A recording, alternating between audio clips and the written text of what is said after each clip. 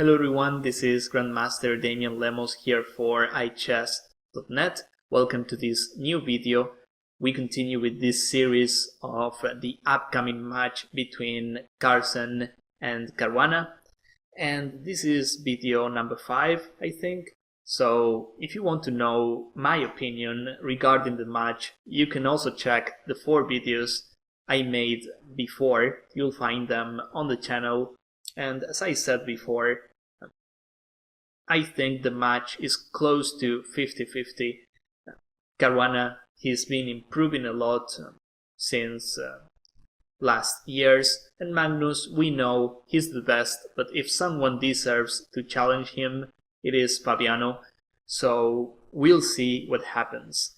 In this video, we'll see one of my favorite games between these two players, and this was played in Gashimov Memorial back in 2015, and Caruana was playing white, Carlsen was playing black, and we have a Dutch defense.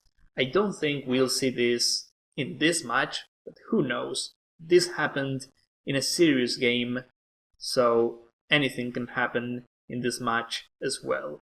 White plays the main line against the Dutch, and here black has a key decision whether to play in a King's Indian style with Dafianketo or to play the stone wall with e6.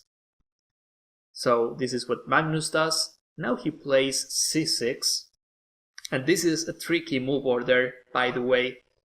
The idea is to stop variations related to knight to h3. Let me explain. If we play d5, which is by far the most natural move, instead of this, white, he can also play knight to h3, which is, you know, he's got some ideas. It's like he wants to arrive to e5 faster. It is a different line. The thing is, if we play c6, he usually plays knight f3. If he plays knight h3 now, we don't have to play d5. We can play d6, and the idea is to play e5 at some point. Then white's knight on h3 is awkward. So there is a difference between playing c6 and d5, and the difference is playing against these lines from white.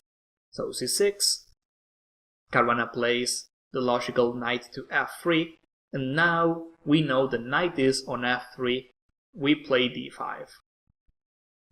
White castles, bishop to d6. Usually the bishop goes here in this stonewall setup, because if he plays b3, with the idea of bishop a3, we can stop it with queen e7. If we play bishop e7 instead of bishop d6, well, we cannot really stop this trade. And we know this trade is favoring white, because bishop c8 is our worst bishop, whereas bishop e7 happens to be the best bishop for us.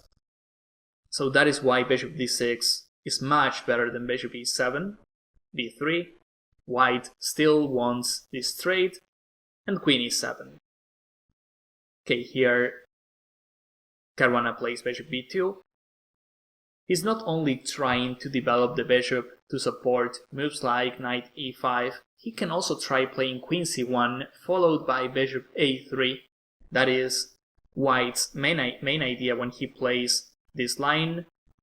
And okay, before castling, Magnus plays b6 and bishop b7. I really like this idea because in the stonewall setup, bishop c8 suffers a lot. I mean, it is tough to find a good square for our bishop.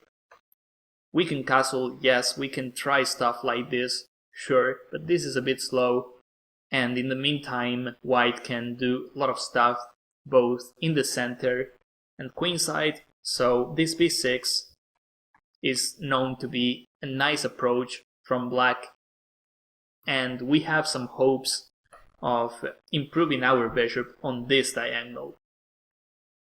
Knight e5, bishop b7. After all, black is super solid, so I think white he's got some positional advantage, but not more than that. Okay, we castle, rook to c1, and okay, white still has some pressure on the queen side. Let's see how Carlsen continues here. He plays a5, which is this is not an easy move to play, because we are not developing much. The first move we think about is knight d7 or maybe knight a6. In other words, developing our knight. In the stone wall we like jumping to e4, but we know sooner or later he'll have f3 and he'll push our knight back, and eventually he'll also push e4, destroying our center. So I think this move we can play it later when it is stronger. For the time being, I prefer having my knight on f6, and as I was saying, we consider moving our knight. That looks natural. The issue with knight bd7 is that he has a lot of pressure on c6. I know we have a pawn on d5, but still, he can try playing something like this, and this is a bit annoying. I'm not saying white is winning or anything like that, but if we have to offer our bishop, he'll have a long-term advantage, and, well, you know, at this level, even tiny advantages can get more serious in the long run. Here, for instance, suppose white one day he moves the rook from f1, he plays e3, bishop f1, bishop a6. Our light squares are in bad shape. So I'm pretty sure Magnus wanted to stop this, and that is why he played a5 first. White plays e3, and now knight to a6. I like this setup by black because we develop some queenside initiative, and now if he goes for this variation, we don't really have to take the knight on c6. We can even play queen d7, and okay, we have a repetition. I mean, this could easily happen, but we can also take and try something like knight b4. I don't know, I mean, we have some things going on here, but we can tell that this a5 knight a6 is an improved version of the knight bd7 variation. At least if he tries this, we are not forced to take in the knight on c6, we can just play queen d7. So the queenside issues are fixed. And okay, here white plays knight to b1. With all pieces on board, as you probably imagine, a lot of maneuvers are possible. So this is actually, well, if you check the analysis from this game, when this move was played, it was a novelty, and white tried other moves as well. Queen e2 is natural, trying to play this. This makes a lot of sense. As black, I guess I can do the same. But, well, careful, because that queen e2 is somehow putting an eye on the knight on a6. So that was natural. As we said, this is possible, a possible repetition. So okay, knight b1. Here Magnus takes the knight on e5. This is a brave decision, because we are basically offering our best bishop, and then we are left with bishop b7, which is not special at all. But okay, knight e4. It is worth mentioning that white's bishops are not special either. That position is kind of closed, so that might help our knight pair. He plays queen e2 and a4. This position is tough to understand. I mean, it took me a while to understand what's going on here. Black is basically playing on light squares, and as I said, this bishop is not good yet. And we are also allowing stuff like bishop a3. The thing is, here we can just play c5, and suddenly we achieved a lot. Bishop b7 becomes a nice bishop, and it looks like our pawn structure is also better than white's. This pawn on e5 is not great looking, and we get the feeling black has more space as well. So when we play a4, we're looking for activity. We're also trying to take on b3, then he has to take, he'll be left with a weak pawn on c3, and knight c5 will be attacking this pawn. So white plays knight c3, takes, and queen b4. Nice play by Magnus. There's not much going on the king side, but queen side wise, black is already dominating, so it is fair to say black took the initiative here. Knight takes e4. Now the key decision in this game, how to retake on e4. Looks like both moves are possible, but Magnus plays the most practical one. I think this is good because, think about it, if you take with the f-pawn, first, your bishop isn't good at all, and second, you allow stuff like bishop h3, queen g4. There's no reason to allow this, and this is a safer option. We attack the pawn on b3, therefore we keep the initiative, queen c2, knight c5, and yeah, b3 is defenseless. Fabiano finds the only continuation to trade pieces off, queen takes. What happens next is more or less forced, knight c5, he takes on b6, and well, here as black we have to be extremely careful because he's got the bishop pair, he has threats like bishop b4, this guy on b7, despite being a bad bishop, we don't want to lose it, so Magnus plays knight to a4. Rook takes b7, knight takes c3, and last 5 or 6 moves, they were forced, and we get this endgame, where our knight on c3, believe it or not, is much better than this bishop on g2. We have our pawns on light squares, that is supposed to be favoring white, but he cannot reach our pawns with his bishop, and since we have a close position, our knight seems to be dominating. So okay, here white plays rook to e7. Considering he's got the bishop, he can also play f3, trying to open lines as soon as possible. Yes, black, he's got a slight initiative. I can play rook a2 for instance, but I mean, I think this has to be a draw.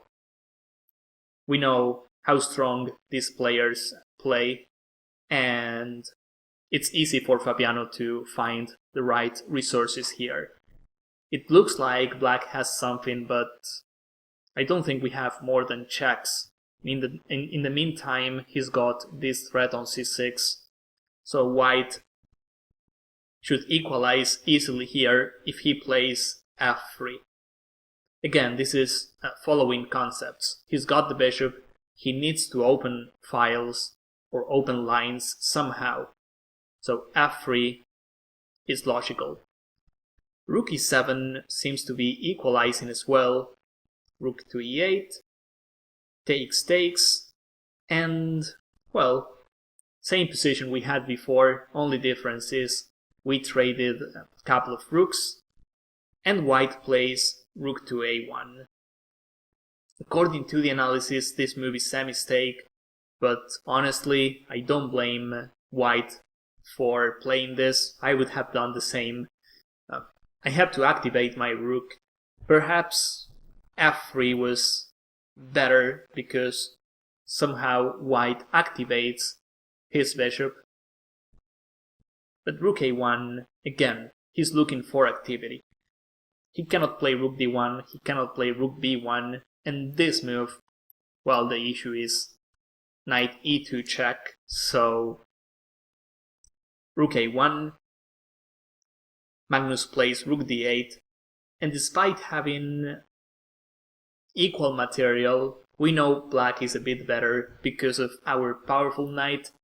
And in this sort of positions is where Magnus overplay his opponents, like simple drawish looking positions. In those positions he plays much better. Who knows why?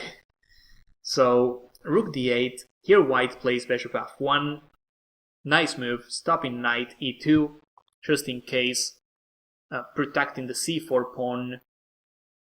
This move is also stopping the checks on d1, so honestly it's tough to believe white can lose this endgame, but he can. A move like rook a6 looks tempting as well, but here rook d1 is on the table, so is knight e2. Now king f1 is only move. With king here, we obviously win a piece, so he has to play this. This is getting weird. We have some mating threats, so it's understandable that white played bishop f1, c5, another nice move. We want to place as many pawns as possible on dark squares. I mean, at least the c6 pawn, because then we stop stuff like c5 and bishop c4 that would be activating this bishop. So rook to a3, reasonable. Rook a5 was probably another good move. Here, as black, we can play rook c8, which would be a bit passive, or we can just play something like this. He takes, knight to d1, but I'm afraid as black we don't have more than a draw. Here we can just repeat, check, check, and if we go to g6, well, rook e7, this is getting a bit complicated for both sides. I don't know, maybe black is better, but we have to sacrifice the e6 pawn as well. What I'm seeing is, if I take on f2, he takes on e6. I don't have mating threats yet, and white, he's got enough resources. This bishop on f1 happens to be a great defender. In any case, if white plays rook a5, he's taking the active approach, so that can't be wrong in endgames. I mean, when you play active, you usually have great chances. On the other hand, if you play passive, well, you give your opponent extra chances. So rook a3, knight b1, rook a1. I think, yeah, Magnus here, he plays for a win with knight d2. He can of course repeat positions with knight c3. But okay, we can play a bit more. That knight is a potential nightmare if we place it on f3. So, who knows? I mean, knight d2 is a nice try. White plays bishop to e2. And it turns out this seems to be the real mistake by white in this game. This looks to be a better move, but knight f3 and e5 is in some kind of trouble. Rook a6, I can play king f7, check, king f8, rook c7. And we have some complications here. If I take on e5, he takes on c5. But black here, he has to go for the kill. I mean, we have knight e1 check, we have some stuff going on. So check, this. Right now we are following the analysis by Grandmaster Igor Stoll. And if black decides to play for a win, it looks like white has enough resources to draw this position. But that is in the analysis. In the real game, it is not grateful to meet moves like knight e1, knight f3, to see your bishop hanging in a lot of variations. It is tough. That position may be equal in theory, but in practice, playing king here, which is passive, allowing knight f3, is not easy at all, not even for top players like Caruana. So bishop e2 makes a lot of sense. He plays knight f3 check anyway, and white has to take. Otherwise, we take clean pawn on e5, bishop takes, pawn takes, and this endgame, which is material-wise is equal, black is much better because we have much more space. Even if we play a king's endgame, we have a great advantage because this pawn is easy to attack. There's no real way of getting closer to f3, and in endgames space means a lot. So he tries h3. This is a possible idea, but Magnus plays h5, and here Caruana plays this move. I like the try. I mean, white, if he plays passive, he's going to lose this. This is coming next, we can improve our king, and, well, basically he's playing without his king. It's like being down a piece. In endgames we know the king is a value piece as well, and that is why he tries this move. Maybe he loses a pawn, but he has some activity. Rook a6 was another option, but yeah, white was probably concerned about this, and oof, that f3 pawn is a real nightmare. We take this talks for itself. Maybe white has some counterplay, but in the long run this has to be losing for him. He's down too many pawns. So yeah, he cannot move the rook basically, because of rook d1, rook f1. So this move seems a reasonable try. Takes, and now a great move by Magnus, showing why he's the best player in the world, probably one of the best in history as well. h4. By playing this, we don't allow this maneuver. And, well, if we took on g4, we still have this extra pawn, but white easily blockades our king side, and he doesn't have to take. With the king here, he has everything under control, and suddenly he can free his rook. So it is key to play h4. He cannot come closer to f3, and regarding this pawn, we can take care of it with our king. So white plays king h2, rook to d2, and king to h3. White, he doesn't want to play a move like this, because then he can easily fall in sux 1. This is too passive. I can even play g5, and this is actually a sux 1 position. He cannot move the rook on f1, and if he moves his king, I can take on c4, I can just wait and improve my king. He doesn't have moves, so this is simply losing for white, and I can even take, and this is under attack as well. So it is amazing what space can do for you in endgames. This is a nice example of that. So king to h3. Now, by playing this move, we get a passer for the rest of the game. White plays e4. Again, he's looking for active variations. He doesn't want to play rook f1. That is like resigning. And this e4, this is tricky. You can probably see his king is in a stalemate situation. If we play this move, then he is indeed stalemated, and he doesn't have pawn moves. So here he can just do the crazy rook maneuver, and we cannot avoid the draw. I mean, he can play this, and once we play something like this, he checks us the whole way, and whenever we take, it is a draw.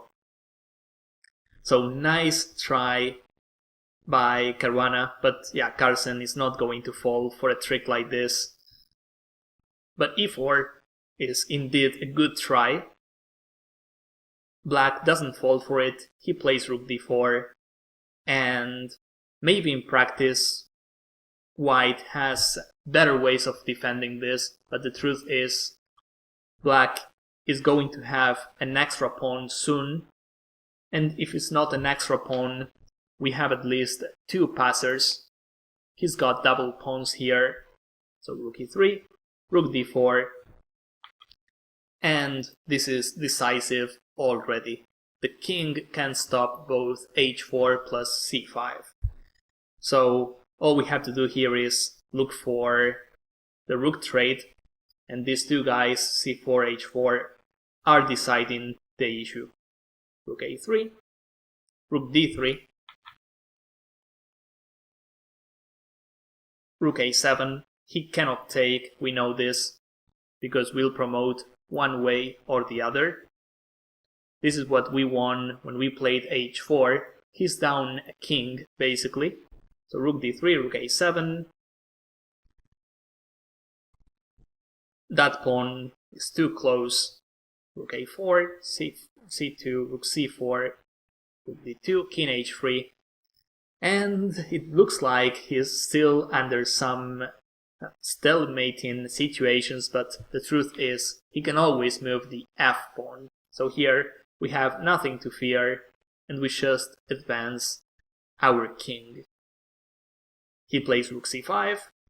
This still requires some technique. If rook here, we cannot play rook d3. It is tempting, but he takes the rook with check. That would be disgusting for us. We can just play rook f2. He cannot move the king, and rook takes f3 check, followed by c1 queen is it's unstoppable for white. So rook c5 looks like a better try, rook f2, and this is resignable already. If rook c3, we can simply take, followed by c1 queen. So white tries f4, and see how precise Magnus is. Rook f3 check. Awesome move.